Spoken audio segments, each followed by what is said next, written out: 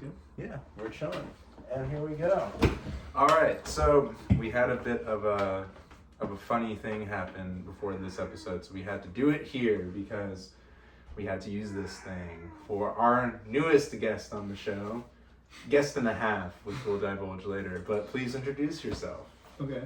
Hi, I'm Salem, or Salem June. I'm a musician.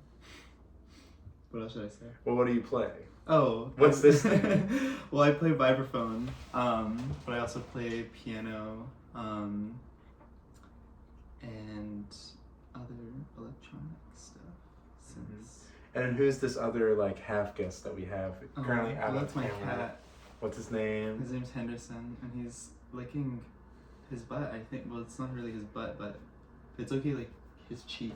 His butt cheek? Yeah. That's good. So if there's a meowing at some point, or if you hear a rustling of some sort, that is Henderson. Oh, there he goes. There he goes. All right. So you're from Texas originally. Yeah. And that's a place in the United States where a lot of music comes from, a lot of musical history. So how were you first exposed to music? And also, I think it's interesting that you're a classical musician and you come from that part of the country, because generally when people think of classical music, they don't think of Texas as a place. So how did you get exposed to music at first? I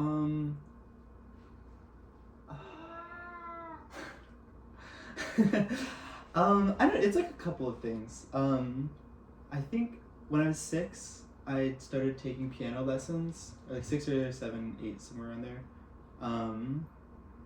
and that was cool. But I eventually dropped it, and I low-key suck at piano now. I'm not amazing or anything, and oh my god, and then oh my god.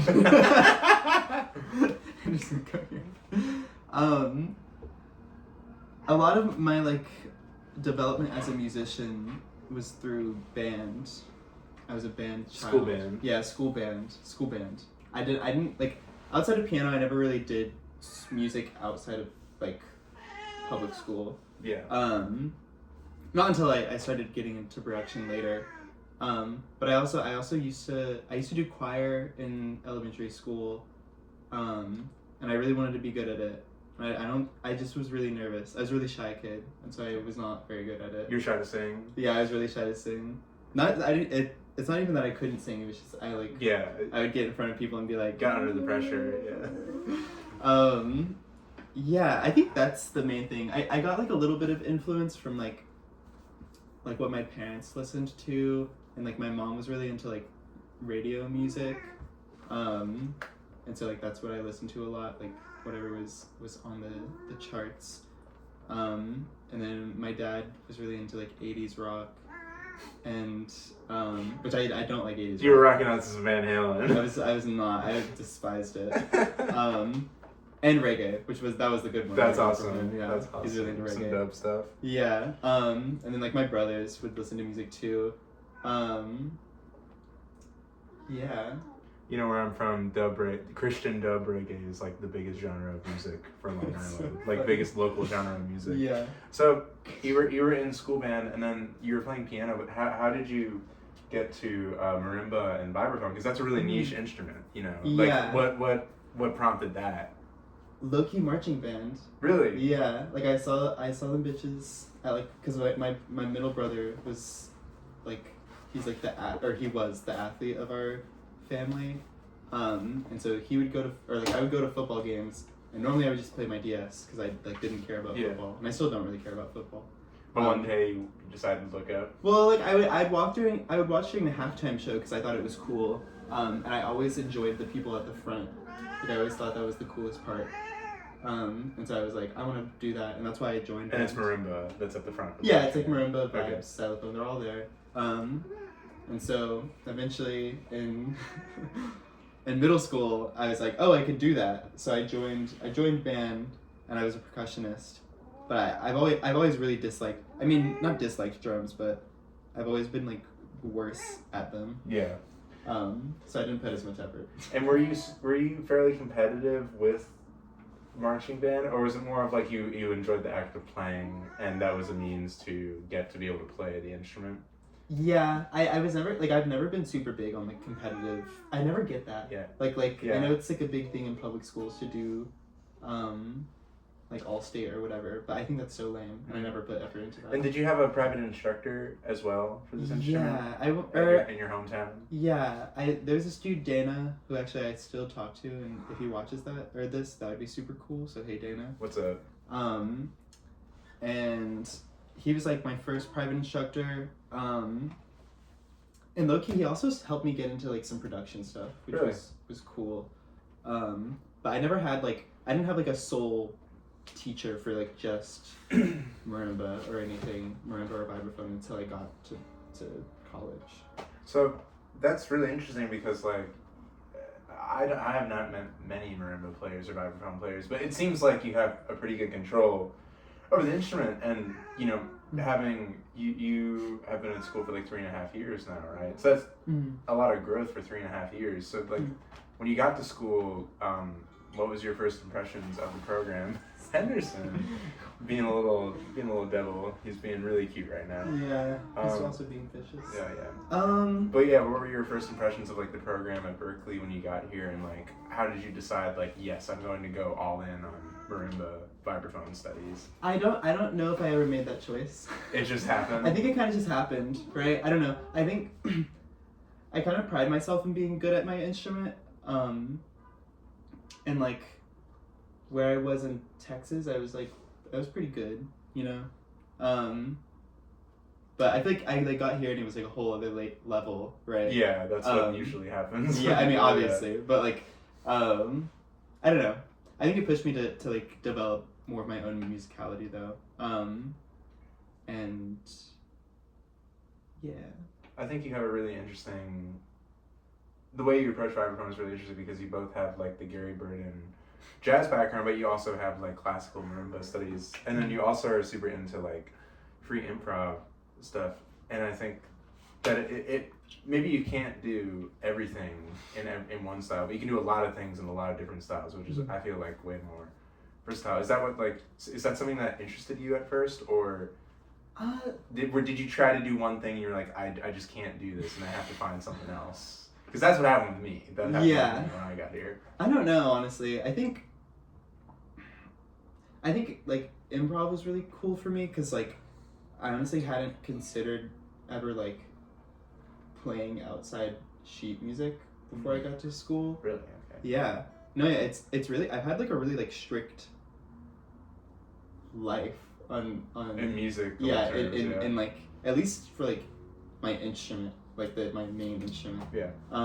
Which I feel like it isn't that uncommon to have. Yeah. But yeah, I hadn't really considered doing it until I got to Berkeley. And I don't know, it helped me develop a lot of confidence.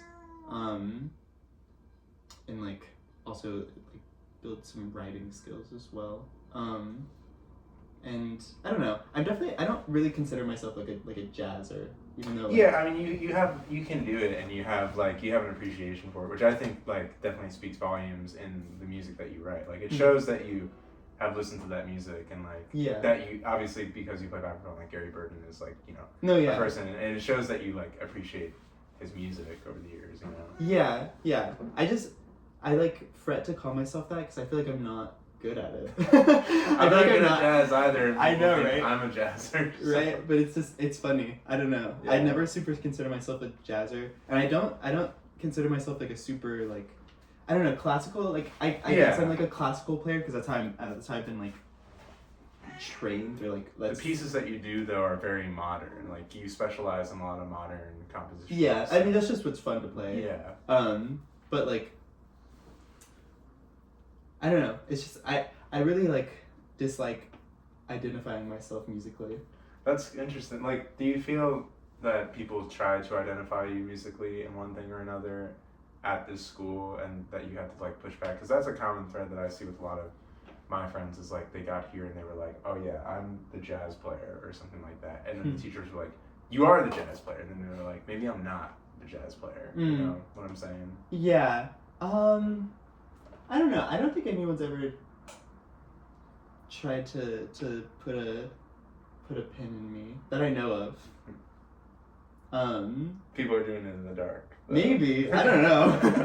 I don't really want to think about what people say about me behind my back, but I don't know. I feel like I think I'm just so like interested in so many different types of music in different fields that like trying to be like one thing makes sense for me. Cause like even like I guess I consider myself like an electronic musician. Yeah. Because like I work mainly with electronics, but I'm also like I think it's just kind of like a medium. Like I think I could drop it. It's an ends to a mean to like get your music out there. Exactly. Like I could drop it tomorrow and like just like randomly become like a guitarist. Like, I don't know. Like and I would still feel like really like passionate about what you do. Yeah. Not saying that learning guitar is easier. Yeah. Like, I'm just saying like I don't know. I think electronics really is just like the medium for you. Yeah, it's just what I like was easy, most intuitive, I guess. You mentioned that your teacher got you a little bit into production stuff, but like when did that really take hold at school? Or and was there like was there some music that you heard where you're like, whoa, like I want to do electronic stuff? What was it? Yeah, it's actually so embarrassing. What is it? It's the song "Never Be Like You" by Flume. No way! I love that song. Dude, I don't like that song anymore, but at the time I thought it was so fucking cool. And so I was like trying to make shit like it on GarageBand, and I was like, this shit is not cutting it. And so I like looked up what he used. And you used it then. Yeah, because I like kind of knew that there had to be like another level to it, and I used to really want to be like a hip hop producer. That was like what really got me into to production. And around what time was this? Was this when you're in school or is this before college? This was in middle school. Oh, okay. Wow. Yeah. So I tried to make a Flume song on GarageBand and it went horribly, obviously. It's GarageBand. And then like in 7th and 8th grade, I started getting more into like hip hop music. And like that was like 2016, 17, 18, like somewhere around there. Yeah. And that's like when like the type beat trend was like really on. And so I would like binge watch those videos and like learn a bunch of production shit from that. And that's around the time that I like was like, please mommy, daddy, give me Ableton. And yeah, I would do like that. And I used to really love, what is that album? The like Macintosh, the Vaporwave album. I don't know what it's I know called, what you're talking about. But like I was like super into that album. The too. Vaporwave record. The Vaporwave album. Yeah. I know exactly which record you're talking about. I don't remember the name of it. Yeah, and so I tried doing some shit like that too, and it was all really bad, obviously, because I was like. But you're doing it. Yeah, I was making shit, and I only knew how to play in C too, which was. So That's fun. really funny. That's awesome.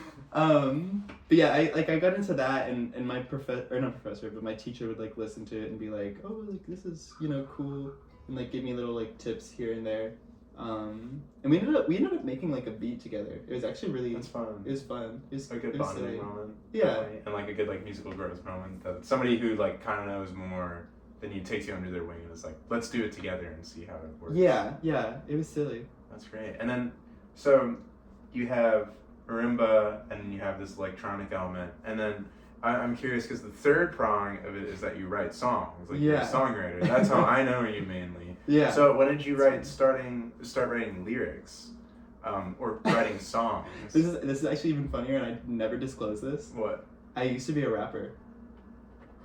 You also were a rapper. Okay.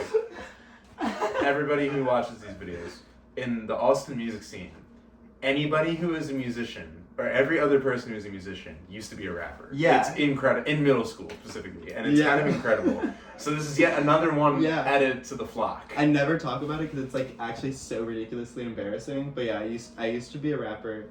And I think I did one EP where I was rapping. And then I was like, yo, this is so corny. And this was in middle school? This was, my last year of middle school going into high school. And then I was like, oh my god, like, I need to stop this. But honestly, like, the rap album I did was, like, kind of progressive. It was interesting. I might, like, go find the files soon to, like, show people, because it was, like, It wasn't good, like I shouldn't have prefaced, but it was like weird. It was cool. It was cool? Yeah, it was cool. So you were writing songs in that medium, and then when did you start to transition over into like, I don't really know what to describe your songs as, just because they're really interesting, and they don't necessarily, like you said, like they're not pigeonholed into one specific style a lot of the time. So when did you start exploring that realm?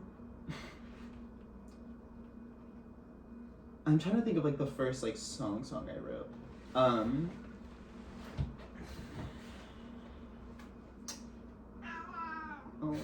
When I was a sophomore in high school, I released another EP, which I like is now like scrubbed from the internet for the most part.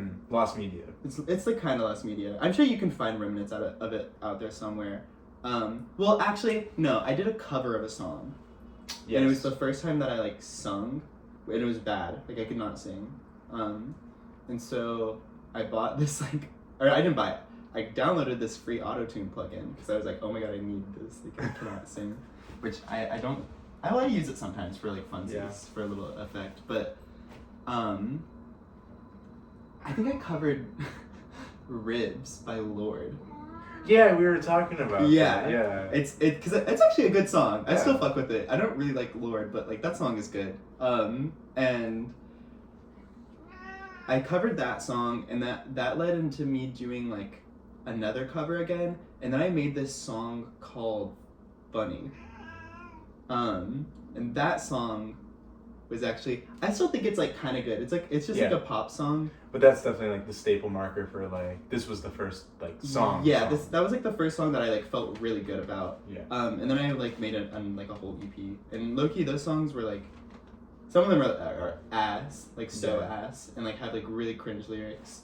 Oh, there's Henderson. Yeah, here's my cat. He needs attention right now. But a lot of them are like super cringe. Actually, they're all cringe. Yeah. They have cringe lyrics, and I didn't know how to write chords. You mentioned that one way you would write chords was you would sing a note and then stack the notes in Ableton. Yeah, that's really cool. That's really hip. Like I would like think about like how I wanted the chord to sound, and then I would like write it out in Ableton, which is so stupid. It took me so long because I made that EP, and I'm pretty sure all the songs were in C or in B flat, and then I'm like after that EP, I like took a break, and I wrote my song Silver Star, which is out on streaming platforms now. But like that song is like 4-ish years old, and it's low key. It's like kind of cringe, but I also like I feel like really confident about like what I'm saying about or what I'm talking about in the song. And like even as like a 17-year-old, I like feel like I did a good job at like communicating the message. Yeah. And I think that's kind of where I got like my footing in like the style that I was going for, because I had done like a couple of different covers, and I remember there's one cover I did of Cool by Gwen Stefani, which is another like really random and funny song for me to do. Yes. But it's a good song. I still like it. But I remember like making that cover and being like, whoa, I like this sounds cool. Yeah. Like I don't think I can pinpoint this as like any like one music thing. And so then I like was like, okay, how do I do that? But like, I make up my own song. So you start making up songs, and I really like your music because we were talking about this earlier. You occupy this aesthetic of like an electronic musician, right? And generally speaking, like electronic music, it's really great. Yeah. But in terms of like harmonic structure, like generally speaking, harmonic structure in electronic music is like simple and like repetitive. Yeah. But like that is the charm of it. But you really like with the classical and kind of jazz background, you like add some really crazy harmony in there. Yeah. And I think that like really helps the music stand out. Mm-hmm. And I'm curious, like, what's the process like for you when you're writing these progressions? Because your progressions are really like out there. They like don't necessarily resolve in a way that is tonal a lot of the times, and you have a lot of like tensions. So like, what's your process like for coming up with these progressions or your songs? Do you just sit down, or is there something that you do? Well, I'll tell you like the progression of it. I remember like, or I don't remember this, but like I can kind of vaguely think about it. I remember like playing like a major 7 chord, like discovering what that is. I do too. I remember that too. And being like, whoa, That's cool. on the guitar, major 7th chord, it's a bar chord, but 1 fret down. I remember I did that accidentally, and I was like, yeah, crazy. And I just remember like after that, I was like I'm never writing a song when I don't do this, which like I do sometimes not have them, but and that was, I don't know, that was probably like in middle school when I like found out that you could just add that extra note on a triad and it like sounds really cool. And let me think about this. I low-key think like the harmonic approach is like kind of like a college thing. Like I didn't start doing that until I got to school. Because I mean, also like when you learn the tool, when you learn how to use this. Yeah, when I learned how to use it, and I think it, like I'm really into like the Pokemon soundtracks, specifically like from Generation 4 of Pokemon, which is like 2007 to 2012, I think. And all like the soundtracks for those games are like super, I don't know, they're like, they have some crazy harmonic content in there as well. And I don't know, I think that's part of my inspiration. And like when I sit down to write a song, I don't know, I normally pick a key to start in, or I just play, like I play my favorite chord. And what's your favorite chord? F sharp major 7. Which I write so many songs in that now, so like maybe I should chill out. But I don't know.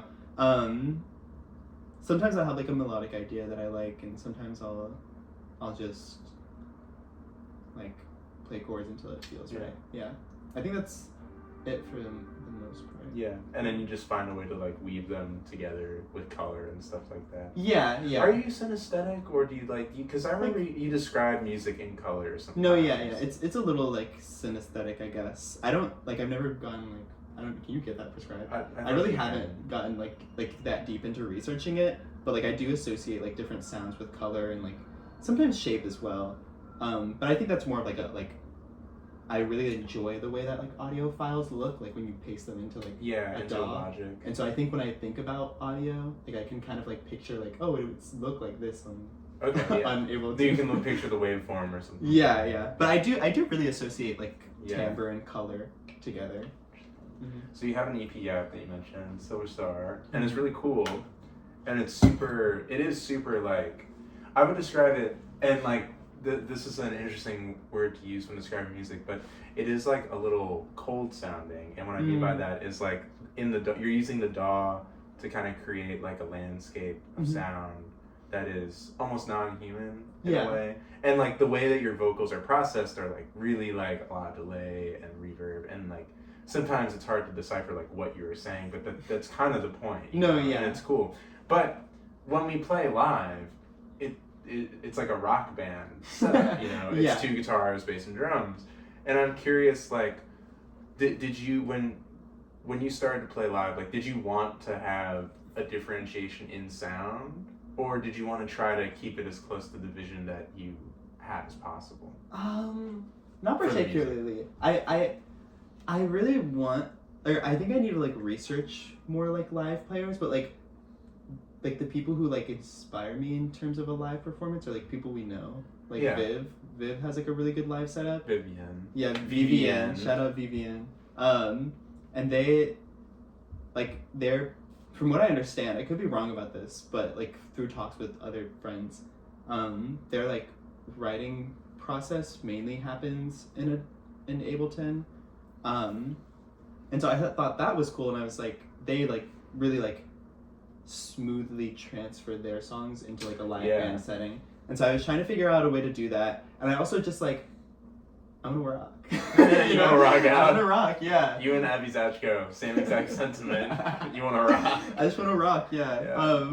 And like, I don't know, like concerts for me are really like I like going to like a chill concert. But sometimes you want to. But I want to rock, and like I really like to give like very like exciting performances, and like I don't know, I'm pretty like I'm sure you know, but I'm pretty shy. Yeah. And so like I don't know. I think people who give people who give the best performances are always the ones that you don't really talk to the most, you know? Obviously, like, we know each other. We're just a little awkward. Yeah, but, you know, well, obviously, like, I know you more Yeah. than, like, a lot of other people would, but I do get the impression that, like, people are very surprised when you, like, take the stage and you start singing, because it's like, whoa, like, that sound comes from, like, that person, like, that's crazy, you know? And a lot of, like, my friends that I really look up to, the first time I saw him play, was, like, I had this experience of, like, whoa, like, that's what they do? Like, I would not have expected that. Like, that's crazy, you know? Mm-hmm.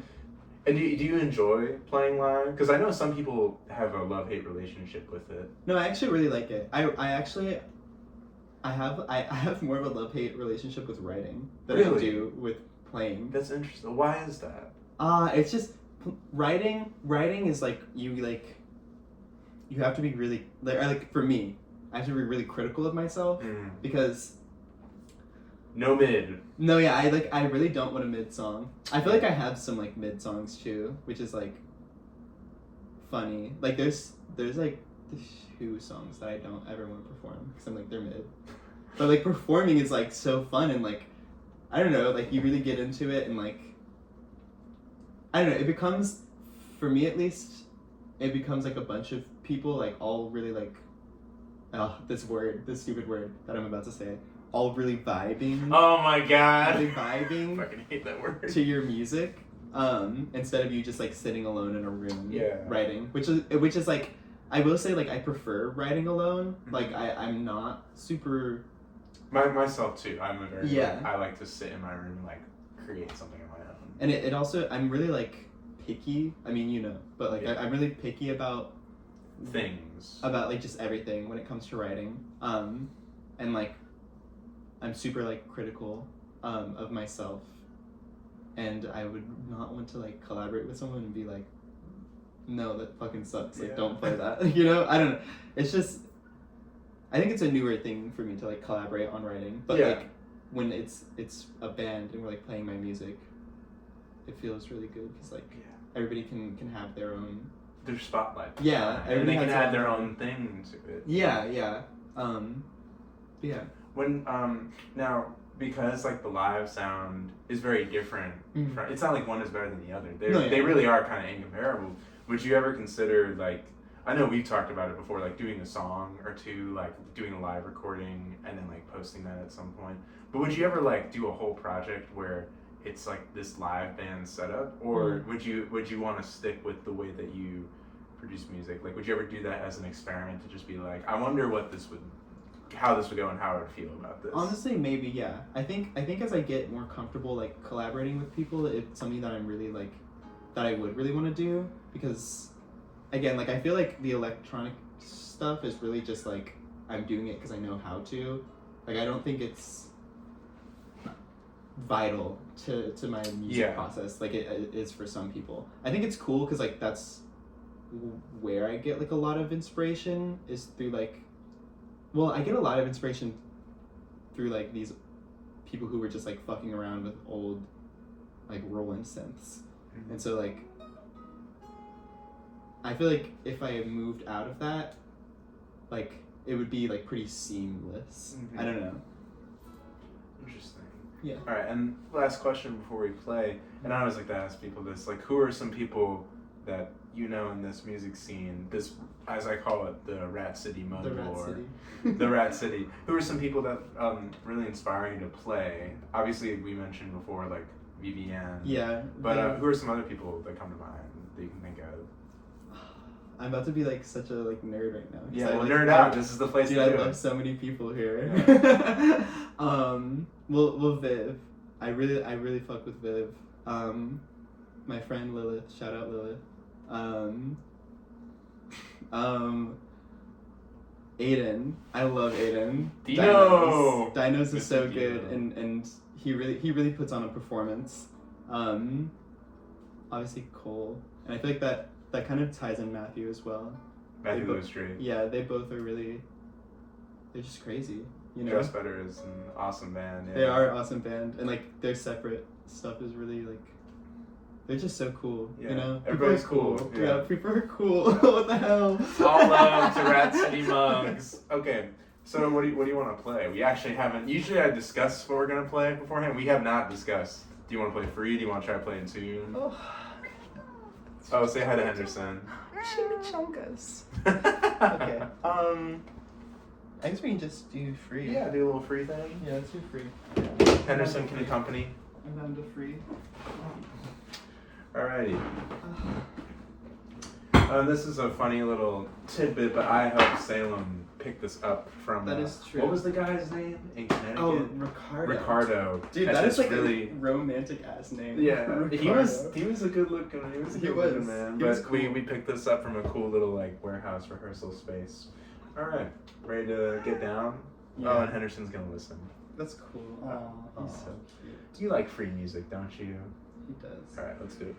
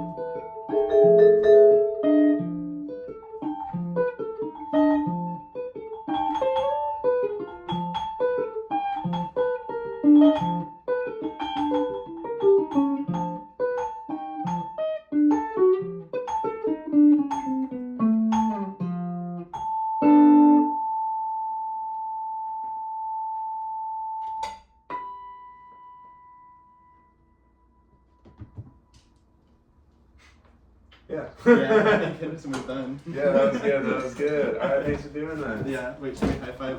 Oh yeah. Wait. Yeah.